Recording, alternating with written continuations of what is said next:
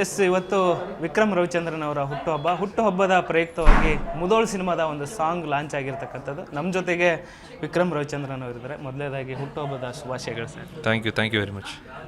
So Mudhol ಸಿನಿಮಾದ್ದು ಮೊದಲನೇ song launch ಆಗಿದೆ. ಸೊ ಅಭಿಮಾನಿಗಳು ಕೂಡ ಇವತ್ತು ಸಂಭ್ರಮ ಪಟ್ಟಿದ್ದಾರೆ ಸಾಂಗ್ ನೋಡಿ.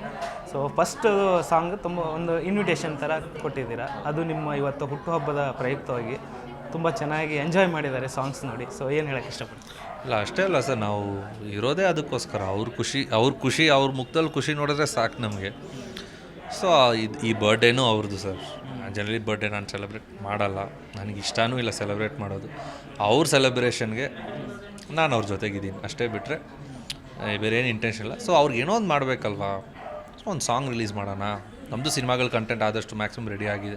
ಸೊ ಬಿಡ್ತಾ ಹೋಗೋಣ, ಇಲ್ಲೇ ಪ್ರಮೋಷನ್ ಶುರು ಮಾಡೋಣ ಅಂತೇಳಿ ಎಲ್ಲರೂ ನಮ್ಮ ಕೊಲ್ಯಾಬ್ಡ್ ಪ್ರೊಡ್ಯೂಸರ್ಸಿಂದ ಹಿಡಿದು ಫ್ರೆಂಡ್ಸಿಂದ ಹಿಡಿದು ಫ್ಯಾನ್ಸ್ ಅಂತ ನಾನು ಯಾವತ್ತೂ ಕರ್ತಿಲ್ಲ, ಕುಟುಂಬ ಅವ್ರು ಮಾಡಲೇಬೇಕಂತ ಗೊತ್ತಾಗ ಲಾಸ್ಟ್ 3 years 4 years ನಾನು ಮಾಡಿಲ್ಲ. ಸೊ ಫೈನಲಿ ಸಾಂಗ್ ಬಿಟ್ಟಿದ್ದೀವಿ ಅಷ್ಟೇ. ಖುಷಿ ಆಗುತ್ತೆ. ಈ ಸಾಂಗ್ ಲಾಂಚ್ನ ಪ್ರೇಮ್ ಸರ್ ಮಾಡಿಕೊಟ್ಟಿದ್ದು. ಸೊ ಲಾಸ್ಟ್ ಟೈಮ್ KDಯಲ್ಲಿ ಅಪ್ಪಾಜಿ ಅವರು ಕೂಡ ಆ್ಯಕ್ಟ್ ಮಾಡಿದ್ದು.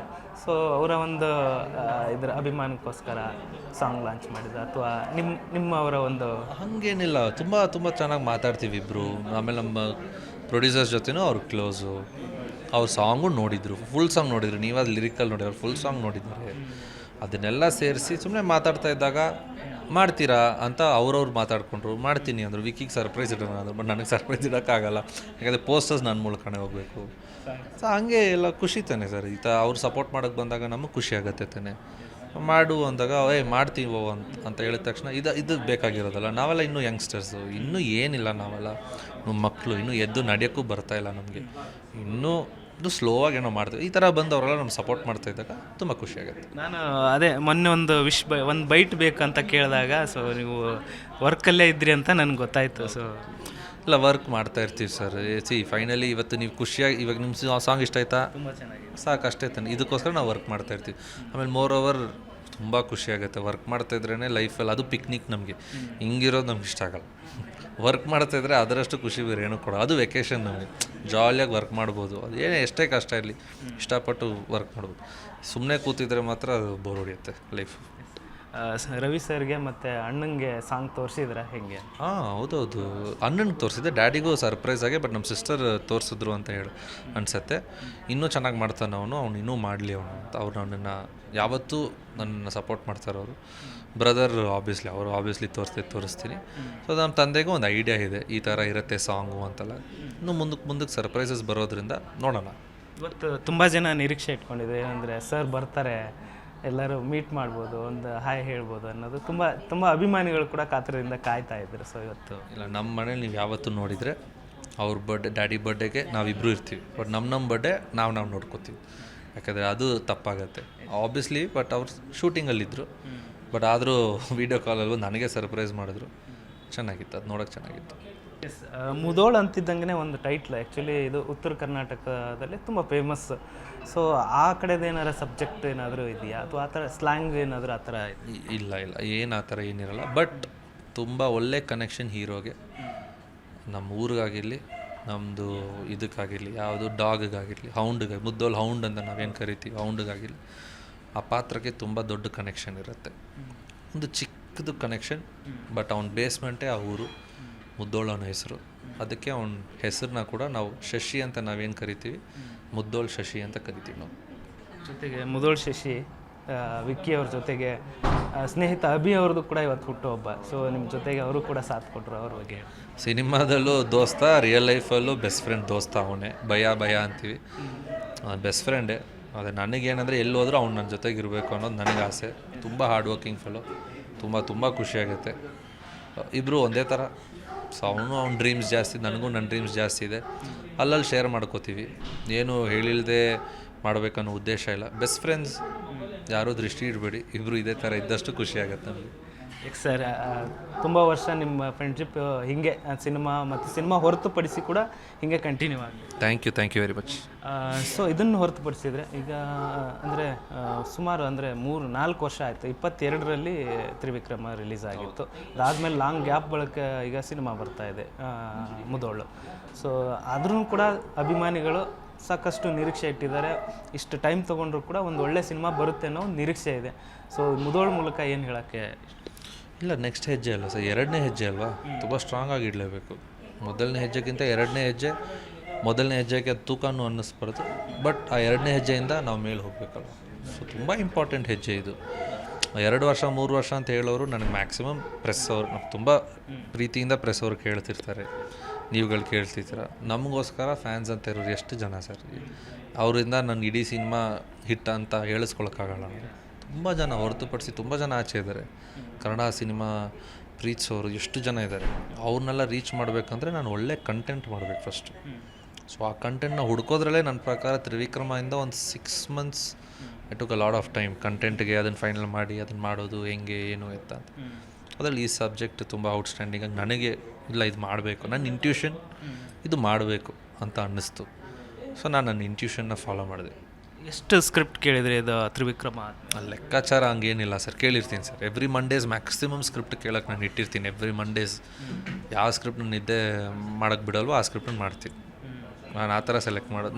ನಂದು ಒಂದೇನೋ ಉಚಿತನ, ಅದು ರೈಟು ರಾಂಗು, ಬ್ಯಾಡ್ ಇರ್ಬೋದು, ಗುಡ್ ಇರ್ಬೋದು, ಏನೋ ಯೋಚನೆ ಮಾಡ್ತೀವಿ, ಕಾರಲ್ಲೂ ಯೋಚನೆ ಮಾಡ್ತಾ ಇರ್ಬೋದು. ಯಾವುದೋ ಒಂದು BGM ಕೇಳಿದಾಗ ಇದು ಆ ಸಿನಿಮಾಗೆ ಸೆಟ್ ಆಗಿದೆ, ನಾವು ಚೆನ್ನಾಗಿರ್ತೀವ ಅಂತ ಹೇಳೋದು. ಒಂದಿದ್ದೇ ಮಾಡಿಸಿಲ್ದೇ ಇರೋ ಥರ ಕಂಟೆಂಟ್ಸ್ ಬೇಕು ನಮಗೂ. ನಾವೇನೋ ಡಿಫ್ರೆಂಟಾಗಿ ಏನೋ ಟ್ರೈ ಮಾಡೋಣ. ಫಸ್ಟ್ ಫಿಲಮ್ ಫ್ಯಾಮಿಲಿ ಮಾಡಿದ್ವಿ, ನೆಕ್ಸ್ಟ್ ಟೈಮ್ ರಾ ಕಲರ್ಗೋಸ್ಕರ ರಾ ಆಗಿಲ್ಲ. ಆ ಸಬ್ಜೆಕ್ಟ್, ಆ ಪಾತ್ರ ಚೆನ್ನಾಗಿತ್ತು. ಆ ಪಾತ್ರ ನನಗೆ ಹೊಸ್ತು. ನಾನು ಜೋಬಿಯಲ್ಲಾಗಿದ್ದು ಹರಟೆ ಹೊಡ್ಕೊಂಡು ಹಿಡಿಯೋದ್ರೆ ನನಗೆ ಈಸಿ ಅನ್ಸೋದು. ಅದು ಒರಿಜಿನಲ್ ಕ್ಯಾರೆಕ್ಟ್ರ್. ಇದು ಸಡನ್ನಾಗಿ ಹಿಂಗೆ ತಿರುಗಬೇಕು, ಈ ಥರ ಸೈಲೆಂಟಾಗಿರಬೇಕು, ಮಾಸ್ ಡೈಲಾಗ್ಸ್ ಹೊಡಿಯೋದು ನಾನಲ್ಲ ಅದು. ಓಕೆ, ನಾವು ಟ್ರೈ ಮಾಡೋಣ, ಏನಿದೆ ನನಗೆ ಸ್ಕ್ರಿಪ್ಟ್ ಇಷ್ಟ ಆಯ್ತಲ್ವ, ಸೊ ಮಾಡೋಣ ಅಂತ ಮಾಡಿದ್ದೀನಿ. ಈ ಪಾತ್ರಕ್ಕೆ ಏನಾದರೂ ಸ್ಪೆಷಲಾಗಿ ತಯಾರಿ ಅಂತ?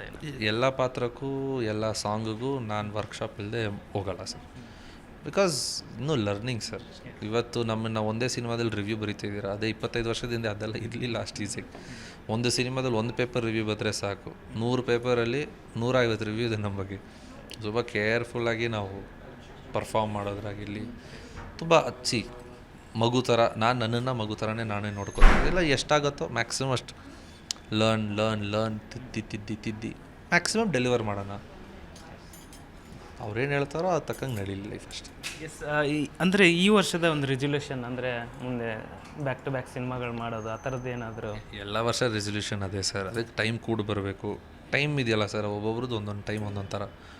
ಅದಕ್ಕೆ ನಾನು ಸ್ಟಾರ್ಟಿಂಗಲ್ಲೂ ಡೈಲಾಗ್ ಹೇಳಿದೆ, ನಾವು ಬಂದಾಗ ನನಗಂತ ಹೇಳಿಲ್ಲ, ನನ್ನ ಆ್ಯರಗೆನ್ಸಲ್ಲಿ ಇಲ್ಲ, ಎಲ್ಲರೂ ಪಾಸಿಟಿವ್ ಆಗಿ 2 ವರ್ಷ ಆಗಲಿ 3 ವರ್ಷ ಆಗಲಿ, ಇವಾಗ ನೆಕ್ಸ್ಟ್ ಇಯರ್ ನೀವು ಚೀಫ್ ಎಡಿಟರ್ ಆಗ್ತೀರಾ ಅಂತ ನಾನು ಕೇಳಿದ್ರೆ ತಪ್ಪಾಗಿಬಿಡುತ್ತೆ. ಅದಕ್ಕೋಸ್ಕರ ನೀವು ಫೇಲಿಯರ್ ಆಗೋಲ್ಲ. ಅದು 3 ವರ್ಷದಲ್ಲಿ ಆಗ್ಬೋದು, ಬಟ್ ಆ 3 ವರ್ಷ ಶ್ರಮದಿಂದನೇ ನೀವು ಅದು ಚೀಫ್ ಎಡಿಟರ್ ಆಗ್ತಿದ್ದೀರ. So you are still successful. So there is nothing called as failure sir. There is nothing called as time, ಯಾಕಿಷ್ಟು ಟೈಮು, ಏನಿಲ್ಲ, ಎಲ್ಲ ತಿದ್ಕೋತಾ ಇದ್ದೀವಿ. ಪ್ಯಾಷನ್ ಇರೋ ಕಡೆ ಬಂದು every day is a successful day. So ಆ ಪ್ರಾಸೆಸ್ಸಲ್ಲಿ ಇದ್ದೀವಿ ನಾವು. ನೀವು ಹೇಳುವ ಮಾತು ಒಂದೊಂದು ಕೂಡ ನಿಜ.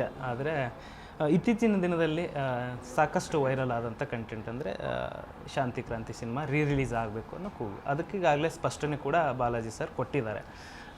ಸೊ ನೀವೇನು ಹೇಳೋಕ್ಕೆ ಇಷ್ಟ?